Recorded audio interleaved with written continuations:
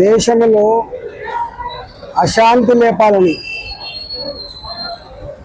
కలిసిమెలిసి ఉండే ప్రజల మధ్య వైషమ్యాలు సృష్టించాలని,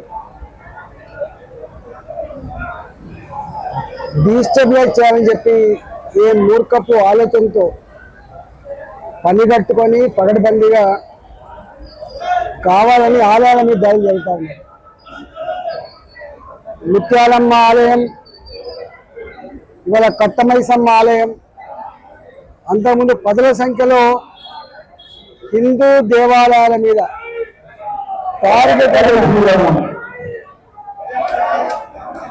టార్గెటెడ్గా దాడులు జరిగినప్పుడల్లా వీళ్ళు చెప్తున్న మాట ఏంటంటే, మతస్థిమితం కోల్పోయిన వాళ్ళు తెలియక చేస్తున్నారు, వాళ్ళు ఈ ప్రాంతం వాళ్ళు కాదని అయితే పోలీసులు బుకాయించే ప్రయత్నం చేస్తున్నారో.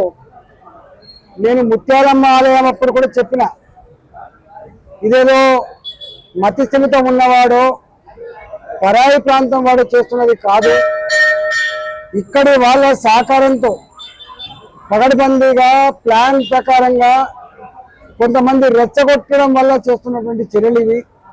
ఇవాళ ఈ దేశంలో ఉన్న హిందువుల మనోభావాన్ని దెబ్బతీస్తున్నారు, వాళ్ళ విశ్వాసాల మీద గుద్దే ప్రయత్నం చేస్తున్నారు. ఇది మంచిది కాదు అని చెప్పి చాలాసార్లు మేము హెచ్చరించినాం. ఇవాళ పోలీసులకి, ఇక్కడ ప్రభుత్వానికి ఇది ఒకటే చెప్పదలుచుకున్నా, వాళ్ళు ఒకవేళ మతస్థిమితం లేని వాళ్ళైతే, వాళ్ళు ఒకవేళ పరాయి ప్రాంతం నుంచి వచ్చిన వాళ్ళు అయితే, తెలియక చేసే వాళ్ళైతే, వేరే మతాలు గౌరవించే పూజించేటువంటి వాటి మీద కూడా, పవిత్రమైన స్థలాల మీద కూడా వీళ్ళు చేయాలి. కానీ ఏ మతాల పవిత్ర స్థలాల మీద ఈ దాడి జరగదు, ఈ అపవిత్రమైన కార్యక్రమాలు జరగవు. కేవలం హిందూ దేవాలయమే మాత్రమే, హిందువుల విశ్వాసాలమే మాత్రమే దెబ్బకొట్టడానికి మరో సజీవ సాక్ష్యం ఇవాళ కట్టమైసమ్మ. ఇక్కడ ఉన్న పాలక మండలి, లక్షలాది మంది ప్రాంత ప్రజానికం అంతా కూడా శుద్ధి చేసే కార్యక్రమమే కాకుండా, అపవిత్రమైనటువంటి ఆలయాన్ని ఇవాళ పవిత్రమైన ఆలయంగా మాత్రమే కాకుండా, ఇవాళ రిపీటెడ్గా నిరసన కార్యక్రమాలు చేపడుతున్నప్పటికీ కూడా ప్రభుత్వం అరెస్ట్ చేసినాం, మేము జైలు పాలు చేసామని బుకాయించే ప్రయత్నము, తప్పించుకునే ప్రయత్నం చేయొద్దు.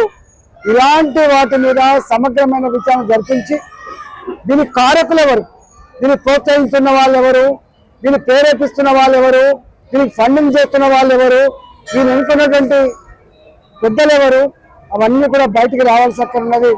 ఇప్పటికే చాలాసార్లు హెచ్చరించినాం. మీరు మరీ హిందువుల గుండెల మీద గుర్తుగా ఉన్నారు. ఇది మంచి సాంప్రదాయం కాదు, మంచి పద్ధతి కాదు. రేపు జరిగే పరిణామాలకు మీరే బాధ్యత వహించవలసి ఉంటుందని చెప్పి గతంలో హెచ్చరించడం, మళ్ళీ కూడా హెచ్చరిస్తా ఉన్నాం. పోలీసులు, ప్రభుత్వం దీని మీద పూర్తి స్థాయిలో విచారణ జరిపించాలి. ఇలాంటి వాటిని ఇప్పటి కాకుండా చూడాలి.